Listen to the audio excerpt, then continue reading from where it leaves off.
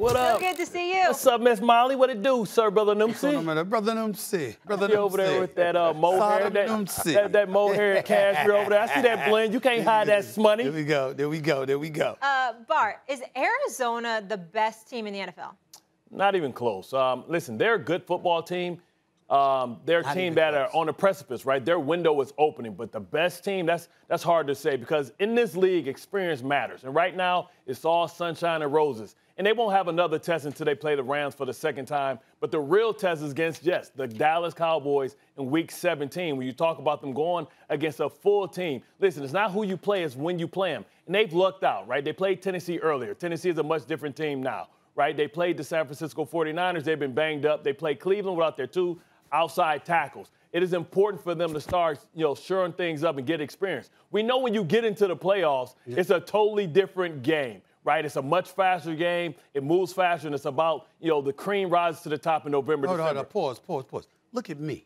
Don't look at the damn camera. Look at me. The camera will find you, okay? With that dribble. I'm talking to my mama. No, talk to me right here, okay? Because your mama ain't debating you, right? Your mama gonna agree with you, right? She raised you, right? She probably told you what to say. That's what she probably did. We went over the script. So we listen to mamas now. Here's the deal, though. Continue with that dribble. You'll look at me when you talk. Listen, experience matters. And when you get in the playoffs and you've never done it, listen, it's a reason why teams usually go through a certain maturation. It's very few times that we see teams come from nowhere to the champion. I think the Seattle Seahawks suffered, right? You have to suffer. This team hasn't suffered enough. All right. You remember the 5 heartbeats? Tell me. I remember the 5 heartbeats. And they said how he'd be a great rider. The child, and now you bring up the 5 heartbeats. I know my movies. You got to suffer. I know my movies, okay? But here's my point to you. Listen, this is not a projection as to where the Cardinals are going to be 8-10 weeks from now. We talk about right now. They're the one undefeated team in the National Football League. You saying it don't mean anything. You had the audacity, the unmitigated gall to bring up the Dallas Cowboys. Excuse me. And you're talking about them. Well, let's talk about the Cowboys for a second. After you beat the Rams, after you lost to the Bucs and beat the Chargers, then you had 4 games, right? You had 4 or 5 games. Okay. You're going up against the Carolina Panthers. You're going up against the Philadelphia Eagles, Jalen Hurts, Sam Darnold, Daniel Jones, okay, Mac Jones, a rookie, okay. So we raving about the Cowboys. I mean, just stop the presses, okay?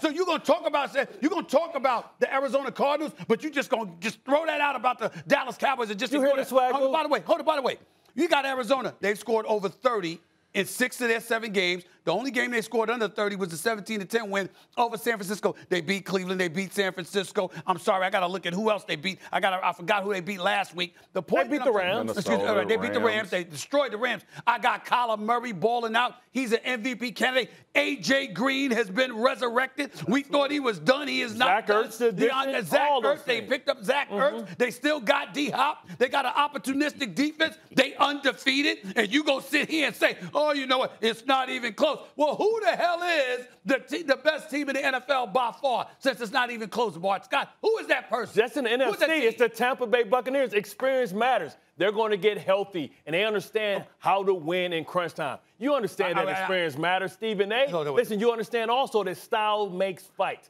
That's why I said the Dallas Cowboys. Hold on, wait a minute. I'm going to go to Swaggo with this last statement. I picked Tampa Bay to win before the season began. Okay. What I'm saying is, as we sit here right now. What have they done to disqualify themselves? I didn't say they did. If you're telling me they're the best team, okay, I feel you on that. But I'm saying right now, look at the Cardinals right now. Now, that might not be the case come playoff time because of Tom Brady. But right now. Look at the Steelers last year. They were 11-0, and we knew they wasn't the best team. Go ahead, Swagger. Stephen A., I hate to say this, Bart right.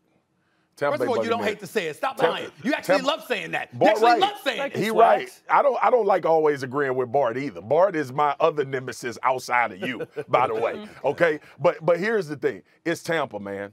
It's Tampa. And look, I tried to deny it. And this is no shade to what the Arizona Cardinals are. I don't fully agree with Bart on the experience part, because I do think J.J. Watt and D-Hop and Chandler Jones, I think they have the type of guys. Zach Ertz with the addition. All those guys lost in the playoffs, though, Swaggo. I'm not talking about Bart. I'm talking about winning. I'm talking about understanding the magnitude of the moment. That's what the playoffs are. I'm agreeing with you, bro. Just enjoy this while we agree. Let me sit back. Damn it. The Tampa Bay Buccaneers right now are devoid of, they didn't have Antonio Brown. They put up 38 points on the board. Like, they can do whatever they need to do. Leonard Fournette then resurrected his career. Jacksonville sent him away like he couldn't play. He went to Tampa Bay, now he's running the football. That was Tom obviously being that quarterback, but Bart made the most important part. This team ain't healthy. And they done lost one game. Their entire secondary at one point was injured and out. And they are still continuing to win. Look, I know the Chicago Bears ain't world beaters, but the way they dominated the Chicago Bears defense on the ground and through the air, that raised my eyebrows. And I said, you know what? They did this without a Hall of Fame wide receiver, one of the best we ever seen, because they got another one in Mike Evans. And they got another one that's going to be a one for somebody else in Godwin. So, look, Brady is having a phenomenal season. Brady is the MVP right now if we had to pick today based on what he's done. But when you look at the Tampa Bay Buccaneers, I give them the edge regardless of the undefeated. And I've changed my tune.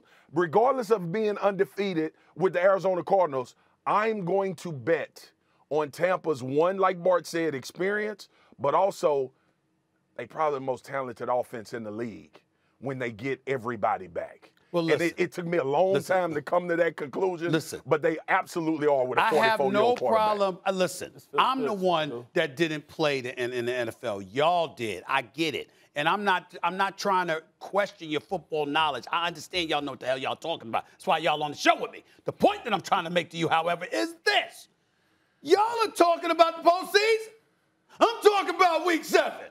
Right now, who's the one undefeated team in the National Football League? Who has beat all comers placed before them? Who's the dude? And you got a miniature dude.